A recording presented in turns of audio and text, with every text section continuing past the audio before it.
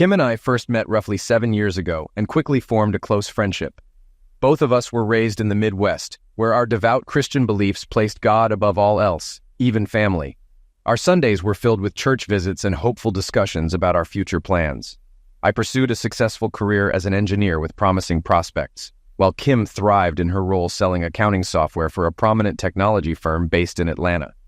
Before our marriage, my parents generously gifted me a 3-bedroom house upon my college graduation.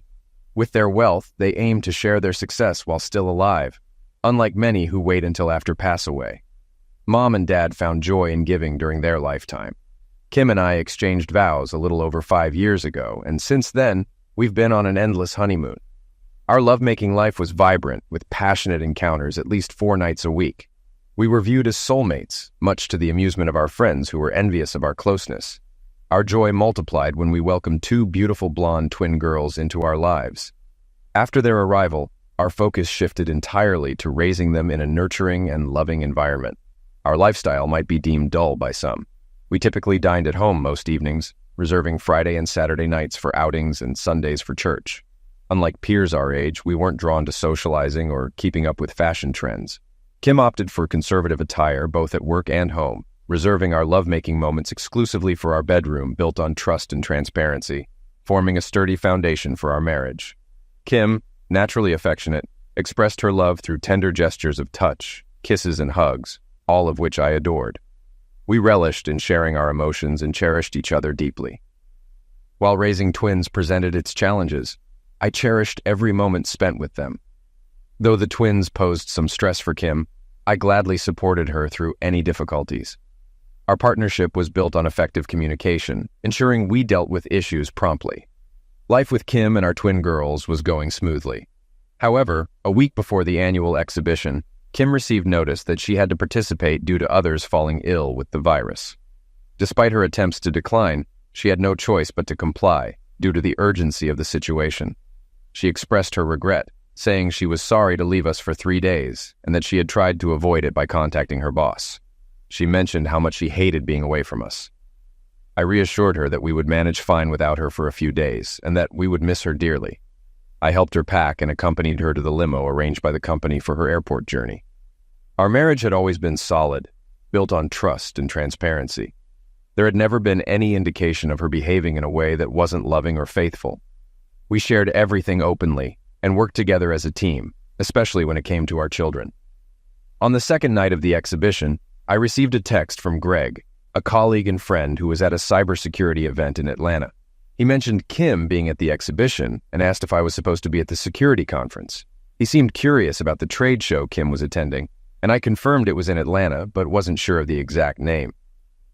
Greg's messages left me wondering what he was trying to imply. His message contained 2 photos and a video. I sat paralyzed with dread. The first photo depicted my wife in an unfamiliar outfit, the shortest dress I'd ever seen her wear, accentuating her ample chest with a plunging neckline. She wore pumps I didn't recognize, her hair and makeup flawless, radiating stunning allure. Never had she appeared so alluring to me. Initially, upon seeing the first photo, I convinced myself it must be someone resembling Kim, as it seemed implausible it could be her. I chuckled inwardly, musing, I wish Kim would dress like that one day. But the amusement faded when the subsequent photo emerged, a close-up of her closely seated next to Jonathan, one of her bosses. I sat there, stunned, motionless, not even blinking, until the next photo materialized, a close-up of her smiling and gazing into Jonathan's eyes. My heart sank at the sight. Though I attempted to rationalize, there must be a logical explanation, albeit futile. The following message contained a brief video clip showing my wife kissing Jonathan, her arms wrapped around his neck while his hand rested on her right breast. In that instant, my mind exploded. I felt as if my entire world collapsed upon me. Tears of anguish streamed down my face, my heart racing, and a wave of nausea engulfing me. A message came through. Hey, are you okay? What should I do? Can you see her right now? Yes, I'll give her a call right away to check on her. I dialed her number, hearing it ring several times before reaching voicemail. Leaving a message, I expressed our longing to speak with her and ensure she had a pleasant evening. I reached out to Greg, updating him on the call. I just tried reaching her. What happened? Greg's remorse was palpable. David, I'm sorry about this. She took her phone out of her purse, glanced at the caller ID, then returned it to her purse. I can't believe it's her. I've never seen her behave or dress like this before. Greg, it's okay. Thank you for being upfront with me. You're a true friend. I'll handle this myself. If possible, avoid confronting her. Keep me informed if anything else occurs. But don't waste time trailing her. I'll handle it from here. Are you going to be okay, buddy? No, I'm far from okay, but I know what I need to do. I'll handle it. I'm still reeling from the shock, but I'll come to terms with everything. Thanks again. Anytime. I'm here for you. Take care of yourself, Greg. Thanks once more. I poured a stronger drink and sat in the dimly lit living room, grappling with the sudden collapse of my world in under 20 minutes. I had been oblivious to any issues in our relationship. How long had this been going on? Was I truly oblivious to the signs? No, she never gave me cause for concern. In fact, over the past 6 months, our bond had grown stronger, our closeness intensified. None of it made sense, leaving me bewildered. In the following hour, Greg sent more photos and videos. A brief clip showed them dancing, his hand on her back. Another captured them kissing on the dance floor. A photo depicted a deep, private kiss on a deserted dance floor, oblivious to the music's end. I acknowledged it was over between us, yet there was much I needed to unravel and comprehend. Leveraging my analytical skills as an engineer and problem solver, I spent the ensuing days devising a plan. Kim surprised me with a call at 10 p.m. After receiving their final photo, I took a deep breath, striving to compose myself. I resolved not to reveal any inkling of awareness about her actions. Hey there, sorry I missed your earlier call. I was at a dinner meeting and couldn't talk. I miss you so much, baby. Wish I could be there with you, cuddling under the covers, showering you with kisses. I miss you too, Kim. I love you deeply, and thanks for calling. The girls are adorable, and I'll send you some photos. They're missing their mom and want you to come home. I tried to leave tomorrow, but my boss insisted I stay. Hate being away from you, darling. We'll celebrate when you're back. Finished for today? Yes, I'm preparing for bed and another long work day. Love you, baby, and I'll call you tomorrow. Good night, Kim. I love you more than words can express.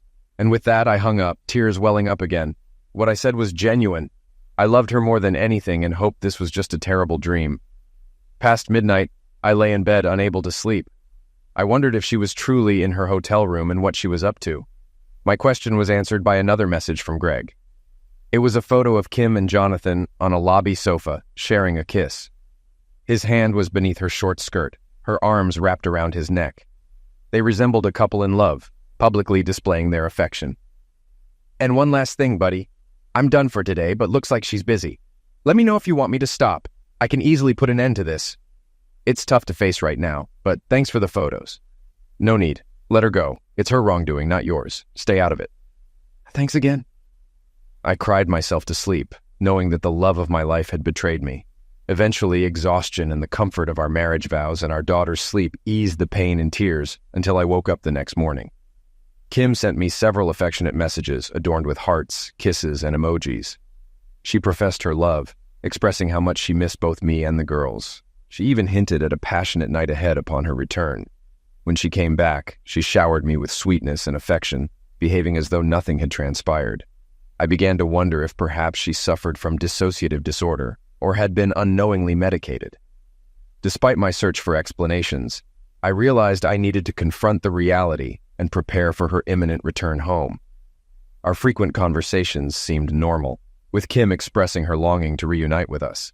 I couldn't determine what upset me more, her infidelity or the deceit accompanying it. Feeling deceived cut as deep as witnessing her embrace with Jonathan. Upon learning of my wife's betrayal through Greg's messages, I took decisive action. Leveraging my tech expertise, I discreetly installed tracking software on her phone, initially intended for locating misplaced devices. Opting for the latest software available, I even walked Kim through its setup. This software also featured a voice recorder capable of capturing calls, texts, and emails with automatic cloud uploads if activated. Let me clarify, my intention wasn't to spy on her, but circumstances warranted caution. Before this incident, I never considered invading her privacy. However, following recent events, my trust had been shattered irreparably. My priority was safeguarding our daughters and salvaging our marriage, if feasible. Thankfully, caring for the twins kept me occupied, offering respite from thoughts of our disintegrating relationship. Whether it was preparing breakfast, tidying up after them, or engaging in doll play, These moments were precious amidst the turmoil. Trust me, tending to 3-year-old twins is no small feat. It was 2 p.m., and I finally managed to get the girls to settle down for their afternoon nap. After tidying up the house and showering, I sat at the table to catch up. Kim had sent me 6 more affectionate messages, mentioning she would call at 5 p.m. once her day wrapped up. After reading them, I accessed the cloud from my laptop, logged into her account, and reviewed everything recorded since activating the spying software. I sat in shock as I read the messages exchanged with Jonathan. Here are a few excerpts. "You were incredible last night, baby. Can't wait for tonight." "Thanks, kitten. I enjoyed it too. Can we head to my room after work before dinner?"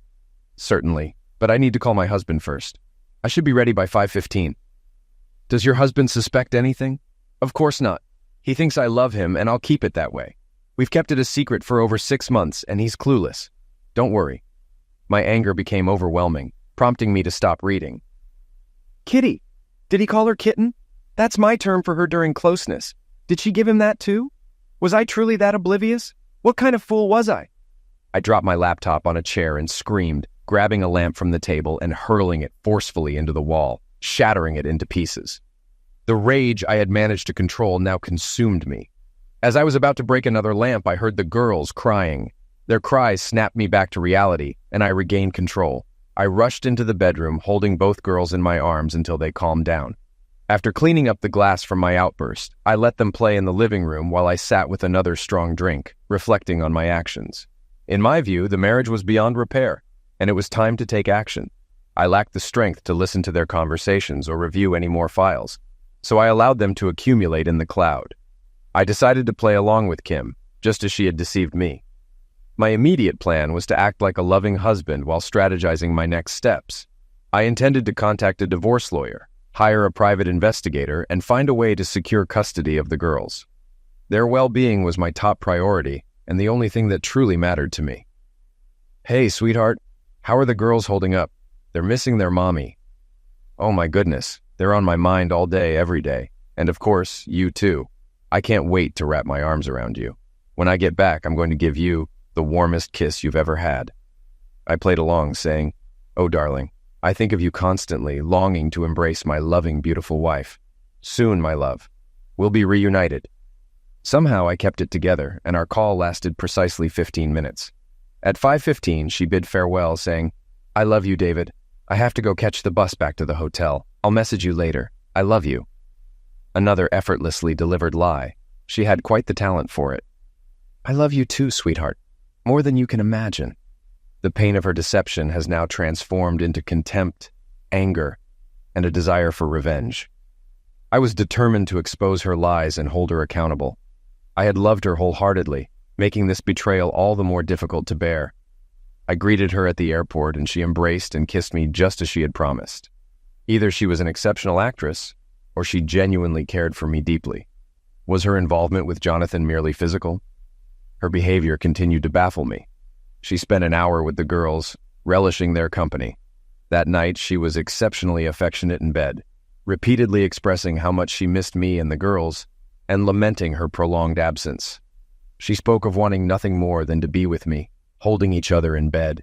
She was tender, loving, and entirely different from the woman I saw at the fair. I reciprocated her affection and cherished our time together. It felt genuine, and I yearned for it to be authentic because being with her was all I desired. Yet, deep down, I knew it would soon come to an end. I kept my newfound knowledge hidden, showering her with love and fulfilling her every night. To outsiders, our relationship seemed idyllic, sparking envy in others. This charade persisted for 3 months, during which I searched for any signs of infidelity but found none. She arrived home from work at her usual time every evening. No unusual phone calls or text messages. I even dared to hope that it was all a mistake and that things would resolve themselves. Mr. Bryce, a private investigator, called me and arranged to meet the next day. I drove downtown to their office and sat in their conference room. "Good afternoon, David. Good to see you again." "Likewise, Mr. Bryce." "David, I wish I had better news, but unfortunately I have to deliver some bad news. Are you prepared to review our findings?" I sighed and nodded in agreement.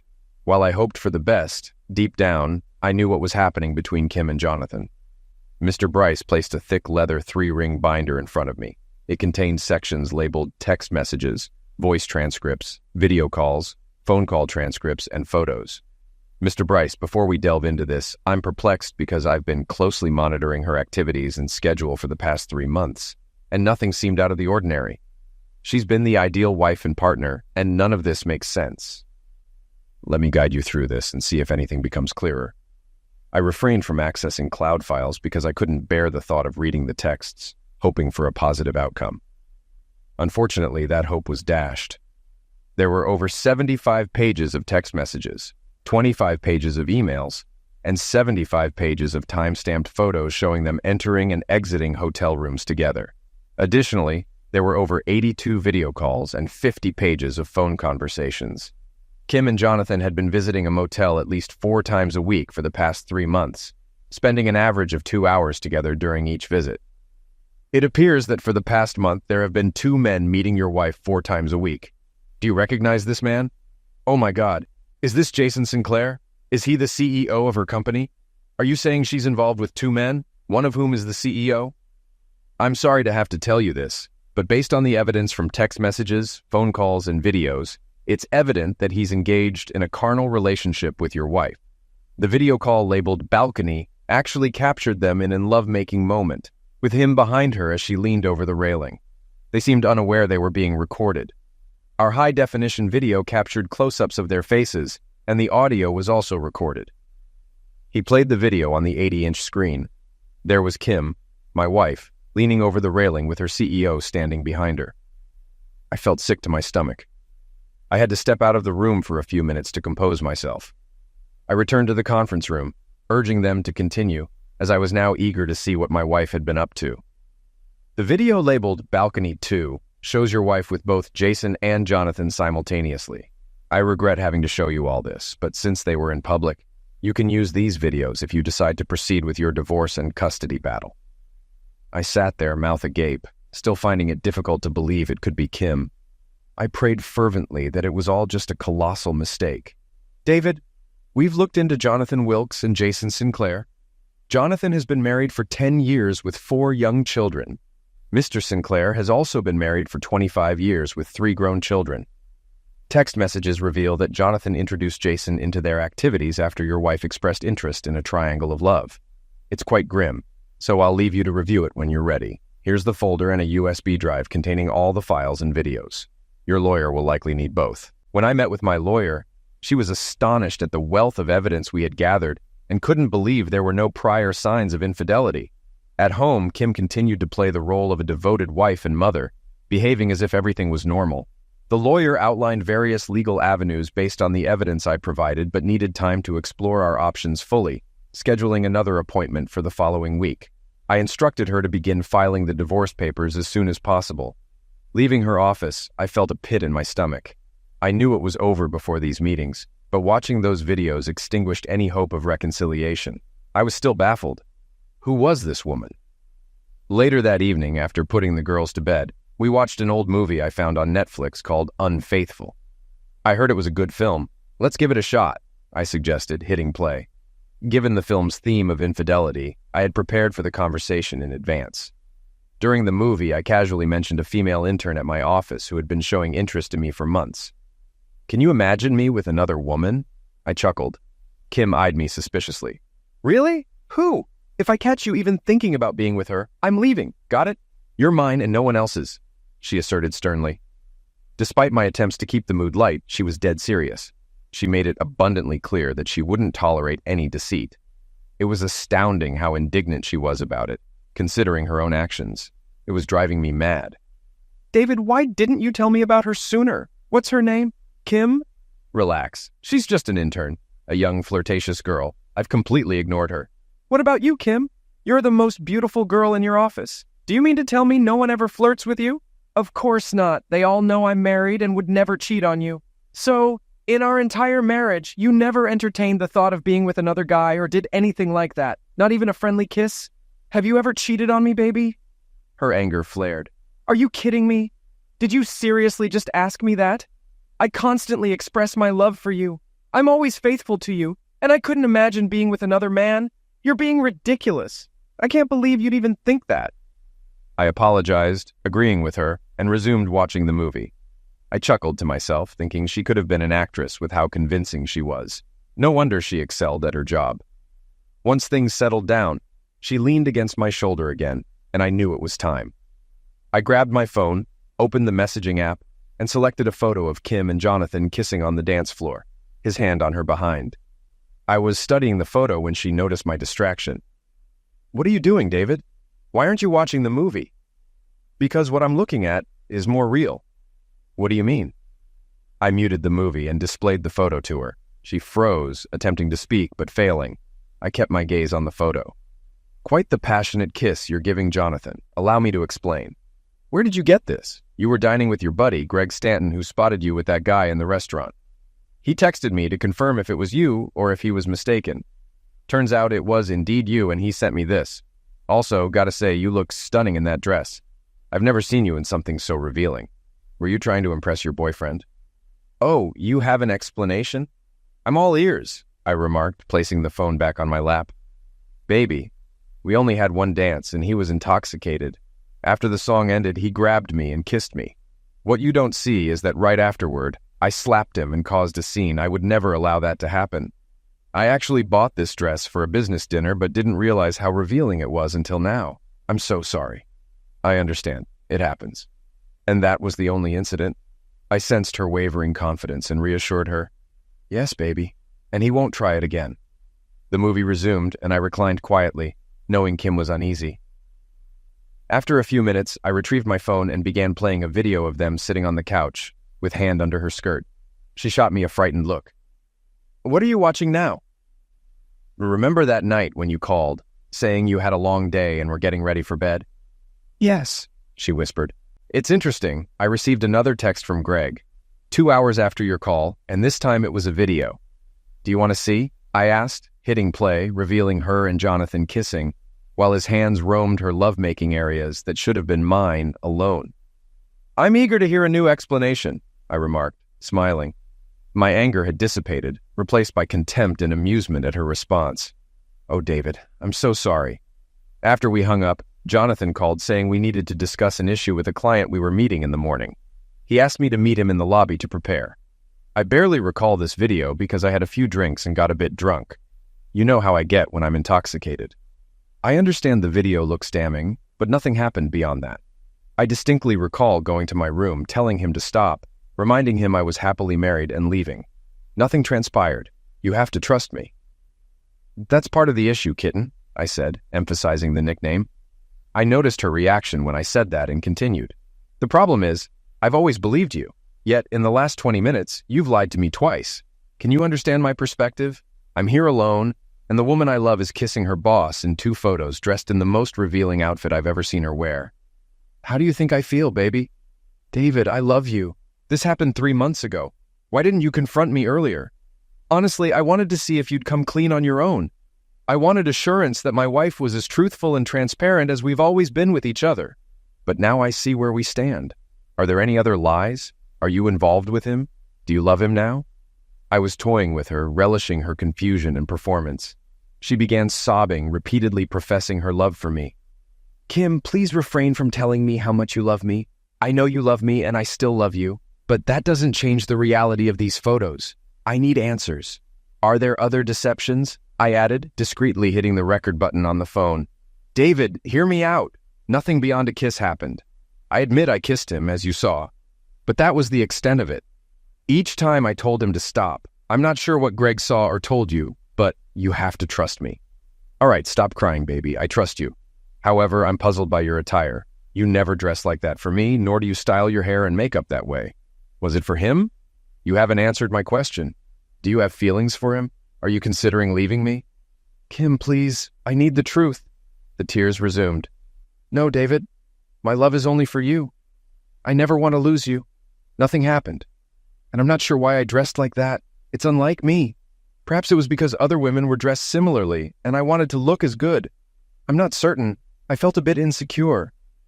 "I can understand that. But why didn't you inform me about Jonathan and your interactions? Since nothing truly occurred and I ended it, I didn't want to upset you. He's my superior and I couldn't risk losing my job. If anything happened, if it truly did, I would have told you immediately. You understand, right?" I comforted her with a kiss and embraced her gently, allowing her to cry. This marked the beginning of a month-long scheme to exact my revenge. That night, we made love, and I reveled in her remarkable skills, detached as her spouse, and envisioning myself as one of her lovers. I refused to deny myself her body or caution her about anything peculiar. Her acting was commendable, but at that moment I was indifferent. She was more fervent than ever, attempting to convince me of my exclusive place in her heart. This routine persisted for the following weeks. Each night her performance was flawless, and I simply savored the spectacle. The next morning I checked the cloud for any correspondence with Jonathan. Predictably, she didn't disappoint. "Oh my God, someone took photos of us at the fair and sent them to David. His friend saw me at the restaurant without David. I'm unsure if he's aware, but the video showed us kissing. Damn. Now that you mention it, I recall a man with a phone across from us observing, but I didn't think much of it. How did David react?" "Nothing. I convinced him nothing happened." I intervened. "He's unaware I spent the night in your room." I persuaded him it was drinks-induced and made amends. He's easily swayed. A few kisses and good lovemaking have always sufficed. Be cautious, baby. We agreed to meet there tomorrow at 1 p.m., as usual. Can't wait. Love you, baby. Love you too, kitten. That marked the final message, and I sat silently pondering it all. Undoubtedly, I felt like the world's biggest fool, yet there's a certain satisfaction in revenge, so I proceeded with determination. However, I took pleasure in observing Kim's antics and awaited to see how many more lies she would spin. Naturally, my first course of action was to tend to my financial affairs, transferring funds, closing accounts, and the like. I opted to keep my primary Visa card active, but slashed the limit to $2,500 to mitigate potential damage. Since Kim remained clueless about my mounting anger, she never anticipated any changes. I confirmed with my lawyer that since the house was mine pre-marriage, I wouldn't be compelled to vacate upon notification. Naturally, I drafted the infamous email containing videos, texts, and photos that I eventually sent to all her contacts, friends, family, and coworkers. Additionally, I crafted duplicate binders from my personal account for Mrs. Sinclair and Mrs. Wilkes to share in their anguish. These would be distributed simultaneously with notifications and legal filings. I instructed my lawyer to gear up for public civil lawsuits against both Jonathan, her boss, and Jason, the company's CEO. Given the company's prominence on the East Coast, my lawyer relished the prospect of involving the CEO. We planned to propose a settlement before unveiling the CEO and manager's alleged carnal aggravation of employees. Collaborating with child services attorneys, we aimed for full custody and diligently compiled documents for the investigation. Over the ensuing weeks, everything appeared normal. We tended to the children and spent quality time together daily. Our conversations danced around the elephant in the room, leaving the issue untouched. I'm certain my silence on the matter drove her to the brink of madness. The uncertainty of my thoughts must have been agonizing. To further toy with Kim, I posed a few probing questions. "So Kim, has your boss taken any action against you since the fair? Is there something you'd like to share?" Having gleaned insights from her conversations with Jonathan, I marveled at her composure in maintaining her facade of deceit. It was amusing to observe her reaction, and now I could even predict when she was about to lie. She responded calmly, stating that nothing had occurred.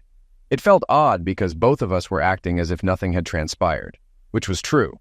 In reality, he remained completely professional, and our interactions were minimal due to our busy schedules. I sat there with a wry smile, still astonished that the woman who bore my children and whom I loved could lie so effortlessly. That night, I released the last remnants of the anger simmering within me. I confronted her and took full advantage of her that night. "Oh my God, David, what got into you? You're behaving so wildly today. I've never seen you so bold and uninhibited. I enjoyed it." What a whirlwind, I thought to myself. I knew this would be the final encounter before all of this turmoil surfaced the next day, and I intended to take everything I could from my soon-to-be ex-wife. That afternoon, the sheriff entered the offices of Tricom International and requested to see Mr. Sinclair. Moments later, Sheriff Clark handed him an envelope. "Mr. Sinclair, you've been served." A moment later, Sinclair found himself alone in his spacious office, clutching the envelope with fear gripping his entire being. After reading the complaint repeatedly, he promptly instructed his secretary to summon Jason to his office, while simultaneously calling him. Jason, too, had just been served by the same sheriff. He rushed into Sinclair's office, and they both stood there, stunned and bewildered. "What the hell? How did this happen?" Jason, if my wife catches wind of this, I'm finished. This is on you. You assured me this woman would never leave us. Fix this, Jason, or I swear I'll ruin you and your family. Do you understand? Sinclair was not one to be trifled with. A ruthless businessman who had clawed his way to the top of the multi-billion-dollar organization and had no intention of backing down. Jonathan hurried out of his office and waited for the elevator to descend to the 12th floor, intending to speak with Kim. As he traversed the hallway toward her office, he noticed the sheriff approaching from the opposite direction, indicating that he had come from Kim's direction. Bursting into her office, he found her seated at her desk, tears streaming down her face. Overwhelmed with emotion, she was unable to speak. David had shattered her world, much like she had done to him months earlier. It took her more than an hour to compose herself enough to articulate her thoughts. Akeem, what in the world happened? How did he find out about everything? What do you mean? I've just been served with divorce papers. What do you mean by us? Sinclair and I are also being sued and facing a civil lawsuit for our actions. We're unsure of the evidence against us, but there must be more than just the 2 images you saw. You need to convince David to back off, or else Sinclair will ruin us and my family. Oh my God, this is terrible. It's awful. You must go to him and make him see reason. Do whatever it takes to halt this. Head home and address this. Call me tonight if you can and keep me informed. Trembling, Kim packed her belongings and drove home. Her beloved husband and the father of her children was divorcing her. She didn't want a divorce and genuinely loved David. However, she found herself unable to resist the allure of carnal excitement. She needed to make David understand that she couldn't bear to lose him over this. Returning to an empty house, she found the girls were at David's sister's house, as they were every afternoon while they both worked. She phoned David's sister, requesting if she could keep the children overnight. Without inquiring further, Katie gladly agreed to take care of the girls for the night. Kim showered, styled her hair and makeup, and anxiously awaited David's return from work. At 6 o'clock, she heard the garage door open and nervously anticipated his entrance into the house. Hi, Kim. Didn't expect to see you tonight. Thought you'd be with Jonathan. Oh, wait, he's married with kids. This might get awkward. David, please, let's talk. She took his hand and seated him beside her on the sofa. Despite the circumstances, she appeared surprisingly composed and more pleasant than usual when greeting him. Expecting this, he played along. David, as you already know, I was served today. But do you realize I don't want a divorce? I need you and love you. I won't sign these papers. Jonathan means nothing to me. Yes, we had lovemaking, but it wasn't love. I just needed it, and I'm truly sorry. I'll never do it again, I promise. Oh, you promise? Guess I can trust you now. Sure, let's forget everything and get back to normal, I said, smiling lovingly. Kim embraced me and planted a kiss. Thank you, baby. I love you so much. I'm grateful you forgive me and understand I won't lie to you again. Surprised, I was certain she caught my sarcasm. Pulling away, I gently pushed her aside. You're delusional. I can't trust you anymore. After all your lies and deceit, there's nothing left. I gave you many chances, but you kept lying, deceiving me and ruining our lives. I know all about your daily hotel rendezvous with your bosses. Did you really think I'd take you back after all this? Have you even considered the damage you're causing to the girls? I can't turn a blind eye to this. But you can. And why go after Sinclair and Jonathan? Well, your partners in crime are also CEOs of a multi-billion-dollar company. Once I'm out of here, I'll need money to properly support the girls. Since they're partly responsible for destroying our marriage and my life, I'll destroy them too. I plan to dismantle their family, hit them financially, and use them the way they used you. Kim had never witnessed David express himself in such a manner, nor had she seen him so intensely angry and focused. The seriousness of the situation finally struck her, and she realized she had lost control over both the situation and her husband. All she could do now was plead. With tears streaming down her cheeks, she knelt before David, clutching his legs, begging for forgiveness. Though David felt a pang of sympathy for her, his anger overpowered any compassion, and he lifted her onto the sofa. Speaking to her in a gentle tone, as if she were a child, David laid out a plan. Listen, Kim. Pack your bag and stay at your mom's for a few nights. Get a lawyer, then we can arrange a meeting to discuss everything.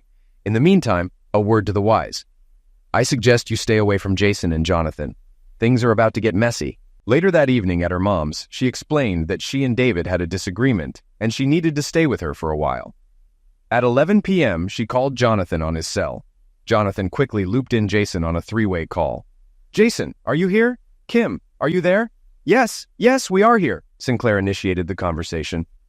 "So, Kim, did you manage to persuade him to give up the lawsuits and the divorce?" "No. In fact, he kicked me out and warned me to be careful because it could lead to trouble." Sinclair shouted into the phone, "Jesus Christ, Jonathan, what have you done? Kim, you're a freaking prick. I swear I will have you and Jonathan eliminated if my family finds out about this. I don't care what you do, but make it stop." Kim cried, "I can't do anything. He is out of control and won't listen to anything I say. He doesn't even answer my calls or texts." Sinclair spoke up. "Jonathan, you need to fix this. Make an appointment with David and have him meet us at a bar somewhere. Anything loud and the noisier the better. Kim, you will be there too, and ask him to drop the lawsuit in front of us. If he says no, then Jonathan and I will explain how damaging it will be for him and his family if he doesn't back down. I have people tasked with fixing things like this, and I won't hesitate to use them to keep this show from turning into complete crap. Jonathan, do you understand what you need to do?"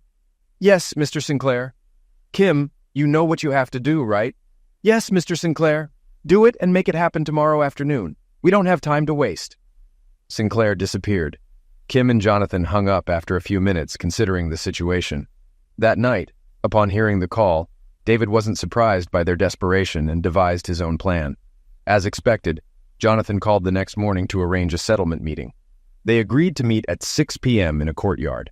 At 4 p.m., David was at his private investigator's office, preparing for the meeting. They utilized cutting-edge technology with noise cancellation to capture clear sound, even in noisy environments. A private investigator would also be present to film the meeting as evidence. David arrived at 6:15, purposefully keeping them waiting and allowing time for the private investigator to set up his video camera. Upon seeing Kim, he approached the group. "Kim, I'm surprised to see you here with your partners, but I suppose we know where your allegiance lies. Gentlemen, what brings us together? Why are we here?" Sinclair spoke up. "David, I'm Jason Sinclair, and I requested this meeting." "Sinclair, you look quite different in person.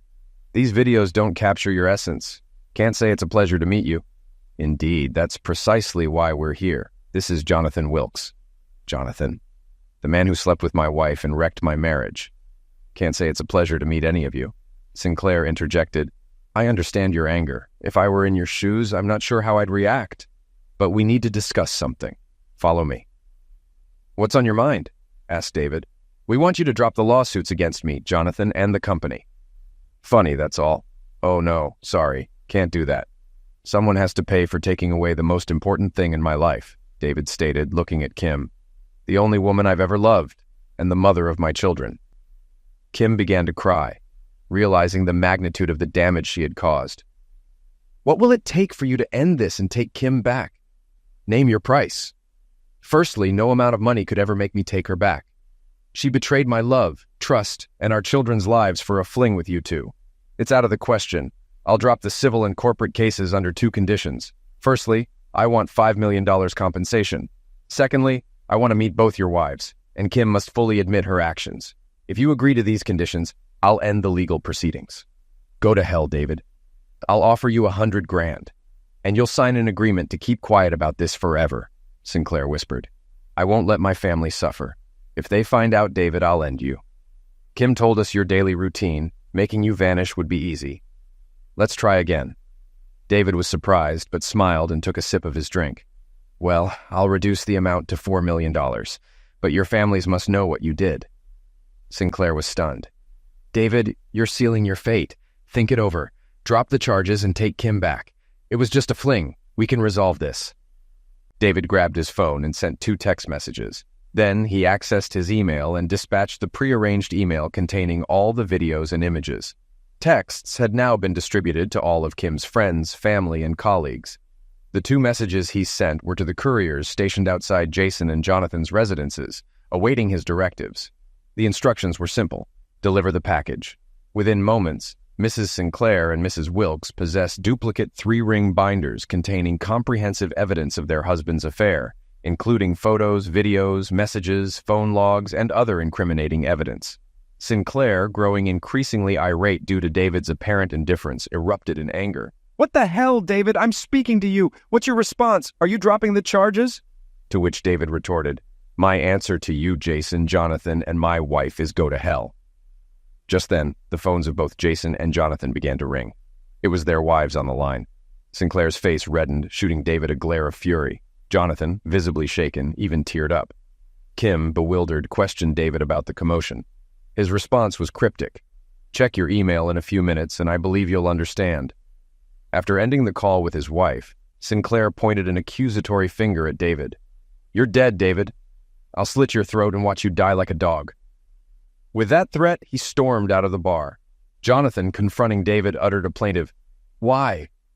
Why would you do this to me?" David was astounded by the question. "Seriously? You've been using my wife, the love of my life, and the mother of my twin girls, every day for the past 6 months, arranging trysts with Sinclair. And you're surprised someone would retaliate? Everything I sent to your sweet wife was for her sake, to expose what a depraved beast of prey you are and how you've destroyed countless lives." Kim's phone began ringing as her sister, brother, and aunt called her shortly afterward. They all watched the videos and photos and had numerous questions. Initially, Kim denied knowledge of the situation, but then checked her email to see what I had sent. Her jaw dropped, and she shot me an angry look. "How could you do this to me? You've made it too easy. Darling, I truly love you, but it's over between us. After I hand this audio recording of the meeting to the authorities and social services, my lawyer is confident I'll secure full custody of the girls, and you'll be fortunate to evade jail time. I'm sorry, but you must face the consequences of your actions to prevent them from becoming public knowledge." Tricom resolved the lawsuit by compensating David Hunter with $2 million. Jason Sinclair was ousted as CEO and terminated without severance due to breaching the morals clause in his contract. He suffered losses exceeding $10 million in stock options and forfeited a $5 million severance package. Sinclair also received a 5-year sentence for conspiracy to commit homicide and other charges. His wife divorced him while he was incarcerated and financially decimated him upon investigation of his business dealings. He exited prison destitute, bereft of family, and homeless. This news provided David with some solace, and he even cracked a smile for the first time in months. Mrs. Wilkes also divorced Jonathan, leaving him without money, shelter, child support, or half of his income in alimony. He was fined $1 million in a civil trial for conspiracy, infidelity, and loss of affection. Following his job loss, Jonathan resorted to working as a day laborer. Learning of Jonathan's downfall further gratified David, who took pleasure in Jonathan's subsequent bankruptcy and life under an overpass among day workers. Kim received a 5-year prison sentence, but with David's assistance, it was commuted to 1 year of house arrest, followed by 4 years of probation for conspiracy. She lost custody of the children, and David gained full custody. Despite her efforts, she failed to secure a divorce due to the evidence and the nature of the crime. With the house belonging to David, she found herself homeless upon termination. She earned the same amount as David, so no child support was necessary. Kim spiraled into a profound depression and now resides in her mother's basement. Her family turned against her for her actions, resulting in the loss of her visitation rights with her children. The email I sent with the attached videos and photos exposed a dark side of Kim that no one had recognized before. This had the intended effect, completely shattering the support network within the Kim family. Forgiveness seems unattainable for Kim, even from herself. She relies on medication following 3 self-destruction attempts and has been in and out of mental hospitals for the past 6 months, struggling to come to terms with the lives she contributed to destroying. David now dedicates all his time to his daughters. Being free from work post-divorce allows him to focus entirely on raising his children. Since Kim's self-destruction attempt, the girls have not seen their mother, but they receive ample support from David's sister and mother. They will recover from this traumatic ordeal without any lasting effects. While revenge brought a fleeting sense of satisfaction, it cannot fully heal David's wounds. He still harbors love and forgiveness for Kim, but the memory of her betrayal remains etched in his mind. Taking care of his daughters keeps him occupied and wards off loneliness. However, due to the betrayal, lies, and deceit, it will take years before David can open his heart to love and trust again. It's remarkable how seemingly insignificant actions can have profound effects on numerous lives. Caution is advised.